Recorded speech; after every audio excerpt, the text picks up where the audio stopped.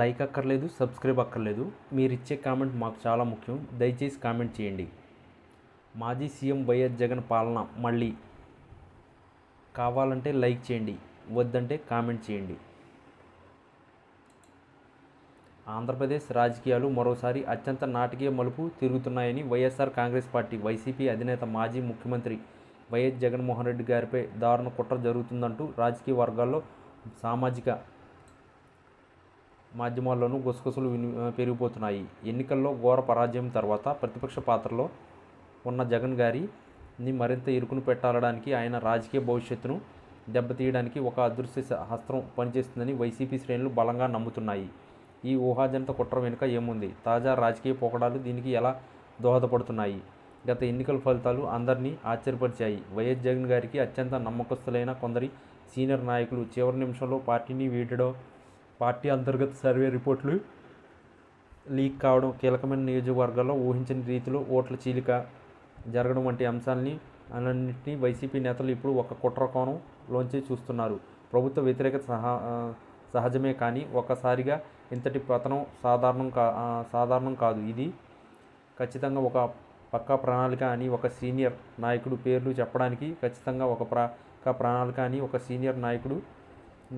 పేరు చెప్పడానికి నిరాకరించారు. వ్యాఖ్యానించడం పరిస్థితి తీవ్రతను తెలియజేస్తుంది. ముఖ్యంగా కీలకమైన కేసులు పురోగతి వేగవంతం కావడం, గత ప్రభుత్వ నిర్ణయాలపై దూకుడుగా సమీక్షలు జరగడం వంటివి ఈ కుట్రలో భాగమేనని వైసీపీ నేతలు బహిరంగంగా ఆరోపిస్తున్నారు. రాజకీయ కక్ష సాధింపులో భాగంగా జగన్ గారిని ప్రజా జీవితంలో మరింత బలహీనపరచడానికి ప్రత్యర్థి కూటమి పెద్ద ఎత్తున వ్యూహాలు రచిస్తుందని, ఇందుకు కొందరు ఉన్నతాధికారులు కూడా సహకరిస్తున్నారని ప్రచారం జరుగుతుంది.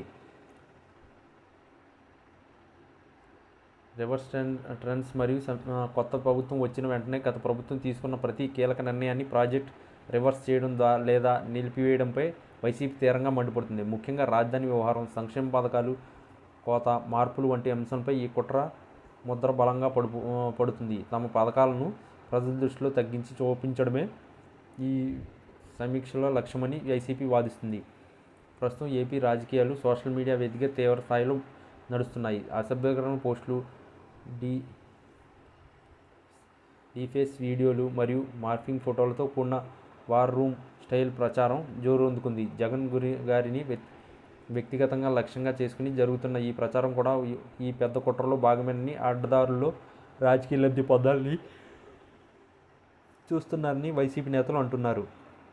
ఎన్నికల ముందు జరిగిన పొత్తుల వ్యూహం పూర్తిగా జగన్ గారికి ముఖ్యమంత్రి కుర్చీ నుంచి దింపడానికేనని అందరూ ఏకమై ఒకరిపై కుట్ర పన్నడం అనేది రాజ్యాంగ వ్యవస్థకు మంచిది కాదని వైసీపీ వర్గాలు వ్యాఖ్యానిస్తున్నాయి. ఈ కూటమి వెనుక పెద్దలు అండదండలు ఉన్నాయని, అందుకే ఈ కుట్ర ఇంత పకడ్బందీగా జరుగుతుందని వైసీపీలో చర్చ నడుస్తుంది. మొత్తం మీద వైఎస్ జగన్మోహన్ రెడ్డి గారిపై జరుగుతున్న ఈ దారుణ కుట్ర పుకార్లు రాష్ట్ర రాజకీయాలపై పెను ప్రభావం చూపుతున్నాయి.